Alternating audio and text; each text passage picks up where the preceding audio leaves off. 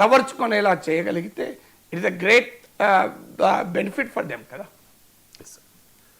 SRS నివేదిక ప్రకారం దేశంలో వృద్ధుల జనాభా పెరిగిపోతోంది అని చెప్పి. సో లాస్ట్ 50 ఇయర్స్లో చూసుకుంటే 17% తగ్గిన పిల్లల నిష్పత్తి, సంతానోత్పత్తి రేటు 5.2 నుంచి 1.9కి తగ్గింది సార్. సార్, వృద్ధుల జనాభా పెరిగితే సమాజానికి, దేశానికి ఎదురయ్యే సవాళ్ళు ఏంటి? దాని నుంచి ఎలా బయటపడాలి, ఎలా సిద్ధం కావాలి దేశం? అంటే మన డెమోగ్రఫిక్ ట్రాన్సిషన్లో ట్రెండ్ ఏంటంటే, ఒకటి యంగ్ పాపులేషన్ ఎక్కువగా ఉంటుంది. ఇది మనకు అడ్వాంటేజ్.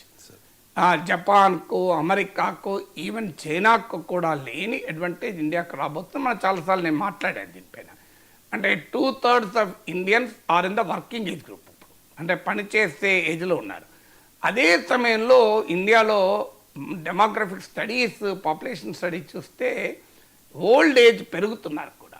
అంటే వయస్సు అధికులు, వృద్ధులకు కూడా సంఖ్య కూడా పెరుగుతూ వస్తుంది. కారణం ఏంటంటే లైఫ్ ఎక్స్పెక్టెన్సీ పెరుగుతూ ఉంటుంది. ఇప్పుడు మీరు గమనించండి, ఒకే ఇంట్లో 3 తరాలు ఉంటున్నాయి. ఇప్పుడు మా ఇంట్లోనే తీసుకుంటే మా అమ్మ ఉంటుంది నాతో. సో మా అమ్మ 82 ఇయర్స్, నాకు 61 ఇయర్స్. సో నా కొడుకు 30 ఇయర్స్ అబోవ్, నా మనవరాలకు 2 ఇయర్స్. అంటే 4 జనరేషన్స్. నీకు ఆల్రెడీ తండ్రి కొడుకులు రిటైర్ అయ్యి ఒకే ఇంట్లో ఉన్న వాళ్ళు చాలామంది కనబడుతుంటారు మనకు. ఒకప్పుడు ఇలా ఉండేది కాదు. ఒకప్పుడు నీకు తండ్రి రిటైర్ అయ్యే టైంకి తాత ఉండేవాడే కాదు. సో తండ్రి తాత రిటైర్ అయిన కుటుంబాలు చాలా ఉన్నాయి మనకి ఇప్పుడు. సో అలా ఒక 70 ఏళ్ళ కొడుకు, 90 ఏళ్ళ తండ్రి, 88 ఏళ్ళ తల్లి. చూడండి, 70 ఇయర్స్ కొడుకు, 90 ఏళ్ళ తండ్రి, 88 ఏళ్ళ తల్లి, 45 ఏళ్ళ కొడుకు కూడా 45 ఇయర్స్ వచ్చేసినాయి ఆల్రెడీ. సో ఇలా మీకు చాలా ఫ్యామిలీస్లో ఏజ్డ్ పాపులేషన్ పెరుగుతూ వస్తుంది. దీనికి ఏం చెయ్యాలి? ఇది ఒక ఛాలెంజ్. ఎందుకంటే హెల్త్ కేర్ నీడ్స్ గణనీయంగా పెరుగుతాయి. ఎందుకంటే వృద్ధాప్యంలోనే మనకు ఆరోగ్య అవసరాలు పెరుగుతాయి. వృద్ధాప్యంలోనే ఆదాయం ఉండదు.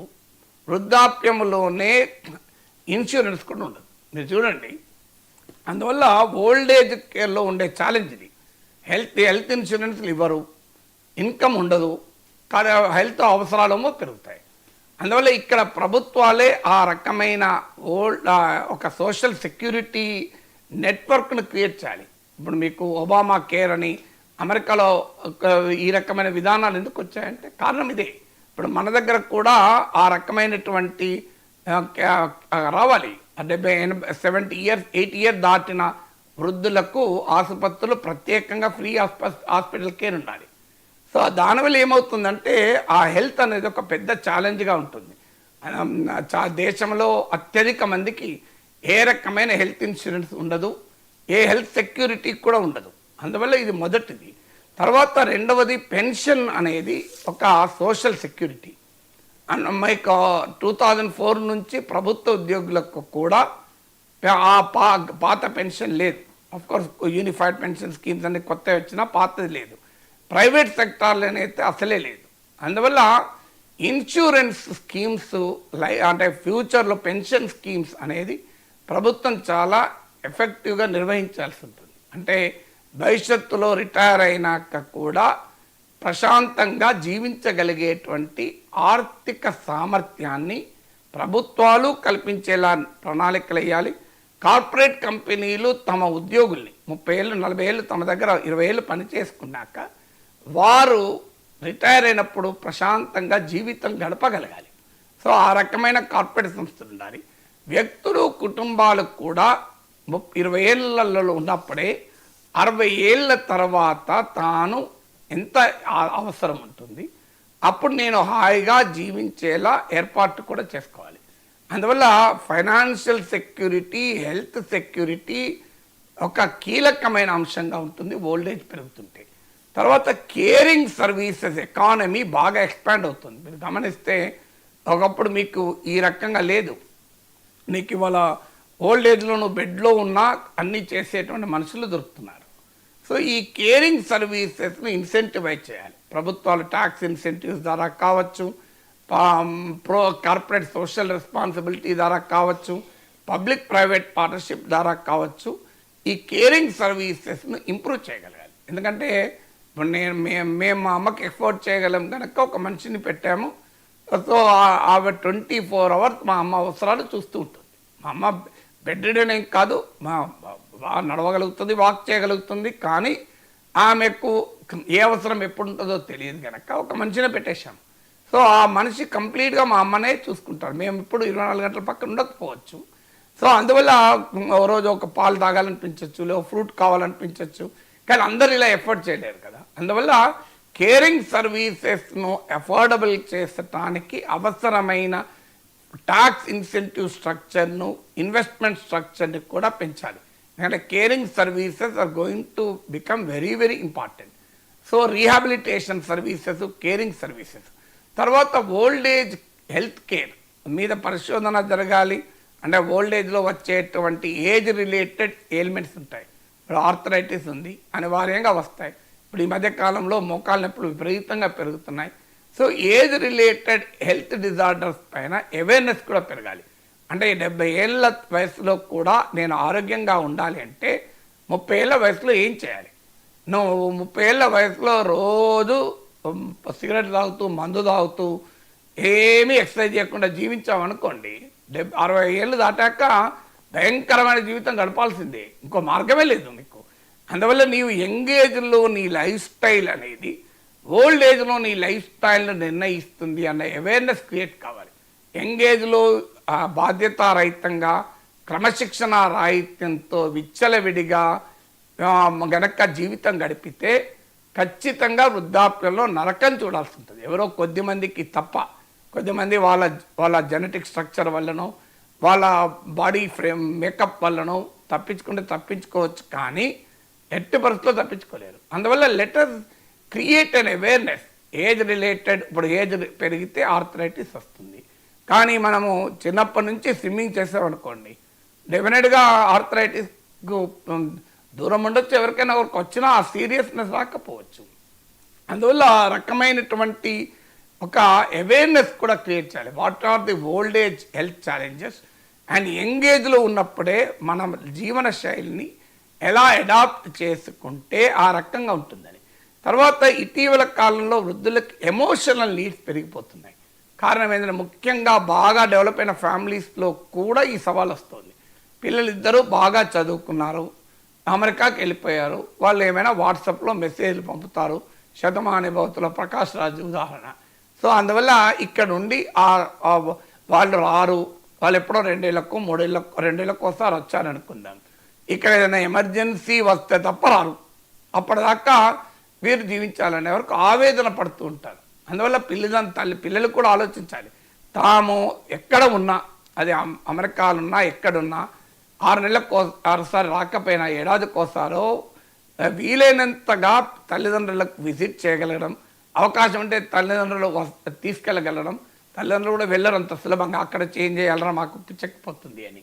కానీ బట్ వెళ్ళగలిగిన వాళ్ళు తీసుకెళ్ళగలిగితే, లేదంటే ఇక్కడైనా యూ స్పెండ్ టైం. ఏడాదికోసారో వచ్చినప్పుడు 15 రోజులు గడిపిపోవాలి. లేదా ఢిల్లీలోనో బెంగళూరులోనో జాబ్ చేస్తావు. అన్ఫార్చునేట్లీ ఏమవుతుంది, ఒకే సిటీలో ఉండి పిల్లల దగ్గర తల్లిదండ్రుల దగ్గర ఉండే పరిస్థితి ఇవాళ మనం చూస్తున్నాం. అలా ఉండడం తప్పని నేను అంటలేను. కొన్నిసార్లు అనివార్యం కూడా కావచ్చు. వీళ్ళు జాబ్ చేసే ప్లేస్ ఉండొచ్చు. రెండు కుటుంబాలు, 2 తరాల మధ్య ఆ గ్యాప్ ఉంటుంది కనుక అట్లీస్ట్ వీకెండ్లోనైనా గడపండి. ఇప్పుడు వీకెండ్లోనైనా గడపండి. లేదా ఫెస్టివల్స్, పేరెంట్స్ మీరున్న సిటీలో ఉంటే ఎట్టి పరిస్థితుల్లో ఫెస్టివల్స్కు పేరెంట్స్తోనే గడపాలి. అది రూల్గా పెట్టుకోవాలి. సో అట్లీస్ట్ ఫెస్టివల్స్ అయినా అమ్మా నాన్నలతో గడుపుతాం. మేము ఎక్కడున్నా, ఈవెన్ వేరే నగరంలో ఉన్నా కనీసం 1-2 ఫెస్టివల్కి వస్తాం. సిటీలోనే ఉంటే ప్రతి ఫెస్టివల్కి వస్తాం. ఆ రకంగా ఆ ఎమోషనల్ నీడ్స్ ఉంటుంది. ఏది లేదు, మీ ఇంట్లోనే ఉన్నారనుకోండి, రోజు ఒక 15 నిమిషాలు మాట్లాడడం నేర్చుకోండి. మా అమ్మ మా ఇంట్లో ఉంటుంది. ఉదయం లేవగానే నేను చేసే మొదటి పని ఏంటంటే, మా అమ్మ బెడ్రూమ్ తలుపు తీసి, అమ్మ అంత మంచే కదా, ఎలా ఉన్నావు, టీ తాగినావా అని అడిగి మళ్ళీ ఇక్కడికి వస్తాను. ఈవెన్ ఉదయం 8:30 టీవీ షో కూడా మా అమ్మని కలిసినాకనే వస్తాను తప్ప ముందు రాను. మళ్ళీ వెల్లుడితోనే 10 గంటలకు మళ్ళీ వెళ్ళి అమ్మ ఏం సంగతి టిఫిన్ చేసావా, మళ్ళీ నైట్ పండుకునే ముందు కూడా అమ్మ ఏదన్నా అవసరం ఉందా అని చెప్పి అమ్మకు సెపరేట్ మనిషి ఉన్నా నా మిస్సెస్ మొత్తం చూసుకుంటుంది. అయినా నేను ఐ స్పెండ్ సమ్ టైం. అది ఎమోషనల్ నీడ్స్. అంటే వాళ్ళకి ఇంకా వేరేది ఏముండదు. నేను మా అమ్మకి డబ్బులు ఖర్చు పెట్టాల్సిన అవసరమే లేదు, మా అమ్మాయి పెన్షనర్. సో కానీ ఆ ఎమోషనల్ నీడ్స్ మనవాళ్ళు మనవరాళ్ళు ఎంత బిజీ ఉన్నా ఒక నానమ్మతో అమ్మమ్మతో తాతలతో ఒక 5 నిమిషాలు మాట్లాడండి, ఏం కొంపలు ముడతాయి. ఇలా ఒక మనవరాలతో మాట్లాడితే అసలు కంప్లీట్ 16 గంటలు పనిచేసిన అలసటంతా పోతుంది. ఒక్కసారి తాత అన్నారనుకోండి, ఇక అలసట మొత్తం పోతుంది. వాళ్ళ జీవితంలో ఎంతటి ఆనందం దొరుకుతుందో. సో ఆ రకంగా మనకు ఆ రిలీఫ్ తల్లిదండ్రులకు ఉంటుంది, పిల్లలకు కూడా ఉంటుంది. వాళ్ళకు కూడా కల్చర్ అలవాటు అవుతుంది, పిల్లలకు కూడా కల్చర్ అలవాటు అవుతుంది. సో నేను మా సన్ ఫోన్ చేస్తే సీరియస్గా మాట్లాడుకుంటుంటే నా మనవరాలు వచ్చి మా వాడి చేయి లేపి ఇట్లా పైకి లేపి సే హాయ్ టు తాత అంటాడు. సో ముందు తాతను గ్రీట్ చేయని. సో అది చూసిన తర్వాత నాకు అనిపించింది ఇది వాళ్ళకి చాలరా, మొత్తం అలసనంతా పోయింది అని. సో అందువల్ల స్పెండ్ సమ్ టైం. మనవరాలకు నా విజ్ఞప్తి ఏంటంటే, మీకు సమయము ఎంత బిజీ ఉన్నా ఒక్క సండే రోజు ఎప్పుడో 10 నిమిషాలు మీ అమ్మమ్మతో నానమ్మతో తాతలతో మాట్లాడండి, ఏం కొంపలు ముడుగుతా, అంత బిజీ ఉందా. సో వాళ్ళకు మీకు ఏ డైలాగ్ లేకపోయినా ఏం సీరియల్ చూసావు, ఏం సంగతి, సో సినిమా చూసినావా, 10 నిమిషాలు ఇను, ఏది లేకపోతే ఫోన్ చెవులో పాట పెట్టి ఇను చెప్పింది నువ్వు, ఏం కొంపలు ముడుతాయి, అంత బిజీ ఉన్నారా. సో అందువల్ల ఆ రకమైనటువంటి ఫ్యామిలీ వాల్యూస్ని కూడా మనం డెవలప్ చేయాలి. తర్వాత ఒక కమ్యూనిటీ స్ట్రక్చర్స్ క్రియేట్ చేయాలి. అంటే ఇప్పుడు especially colonies apartments gated communities పెరుగుతున్నాయి కనుక వాళ్ళకు కూడా ఒక ఇన్వాల్వ్మెంట్ చేయగలిగేటువంటి ఉండాలి. మా కమ్యూనిటీలో అబోవ్ 70 వారికి కూడా గేమ్స్ పెట్టాను. ఎందుకంటే ఆ రకంగా వాళ్ళు కూడా దే హ్యావ్ టు పార్టిసిపేట్. ఎందుకంటే డెమోగ్రఫర్ చెప్పేది 80 ఇయర్స్ దాకా ఓల్డ్ ఏజ్ అనుకోకూడదు. 60 to 80 is young old, 80 and above old. నేను దీనిపైన వీడియో చేస్తే ఇప్పుడు ఒక 10 లక్షల మంది చూశారు. అందువల్ల 80 దాకా మనం వృద్ధులం అనే భావన నుంచే బయటపడాలి.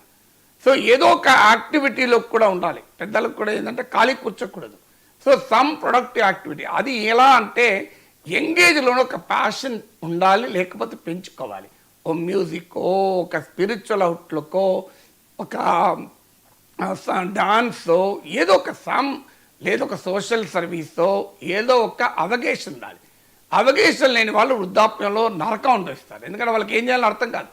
ఎందుకంటే ఎంగేజ్లో మొత్తం ఉరుకుల పరుల జీవితాన్ని గడిపారు, ఏ ప్రత్యేకమైన ప్యాషన్ లేదు. ఆఫ్టర్ 60-70 ఇయర్స్ ఏం చేయాలి? ప్యాషన్ ఉందనుకోండి, ఏమీ లేదు, తెలుగు పద్యాలు వినే ఆసక్తి ఉందనుకోండి, నువ్వు హాయిగా ఇవాళ డిజిటల్ టెక్నాలజీస్ వచ్చాక రోజుకు 5 గంటల పద్యాలు వినుకుంటూ ఆనందంగా గడపచ్చు. నీకు సంగీతం మీద ఇంట్రెస్ట్ ఉందనుకోండి, నువ్వు పాటల మీద ఇంట్రెస్ట్ ఉందనుకోండి, పాడుతా తీయగా రోజుకు 3 గంటలు చూడొచ్చు. సో సంథింగ్ నీకు ఆధ్యాత్మిక ఉందనుకోండి, మీకు చాగంటి గరకపాటి వీడియోలు పెట్టుకొని రోజుకో 4 గంటలు టైంపాస్ చేయొచ్చు. సో అందువల్ల సమ్ ప్యాషన్ ఉండాలి. You have to have. వీలైతే ఆ ప్యాషన్ ప్రొడక్టివ్గా ఉండాలి. ఇప్పుడు 60 ఏళ్ళు 70 ఏళ్ళు ఉన్నారు, పక్కన ఒక గవర్నమెంట్ స్కూల్ ఉంటుంది, వెళ్ళి ఒక గంట సేపు పాఠం చెప్పు, ఏం కొంపలు మునుగుతాయి. ఏది ఆశించకుండా వెళ్ళి పాఠం చెప్పు. లేదా ఇంటి పక్క వాళ్ళకు, మీ చుట్టూ ఉన్నటువంటి మీరు అపార్ట్మెంట్లో ఉంటే మీ సెక్యూరిటీ గాళ్ళ పిల్లలకు వాళ్ళు ఫ్రీగా ట్యూషన్ చెప్పు. కనీసం వాళ్ళు జీవితంలో పైకి వస్తే మిమ్మల్ని గుర్తుపెట్టుకుంటారు కదా, మీకేం సంపాదన అవసరం లేదు, మీరు ఆల్రెడీ టీచ్ దెమ్. మీకు మీ ఇంట్లో పని మనుషుల పిల్లలకు, చుట్టూ ఉన్న పేద పిల్లలకు మీరు ఫ్రీగా ఇంట్లో పిలిపించి క్లాసులు చెప్పండి, ట్యూషన్ చెప్పండి. సో ఆ రకమైనటువంటి యాక్టివిటీ, ప్రొడక్టివ్ యాక్టివిటీలో ఉంటే మనకు ఓల్డేజ్ గుర్తురాదు, లేకుంటే ఓల్డేజ్ శాపంగా పరిణమిస్తాయి. ఇక ఫైనల్గా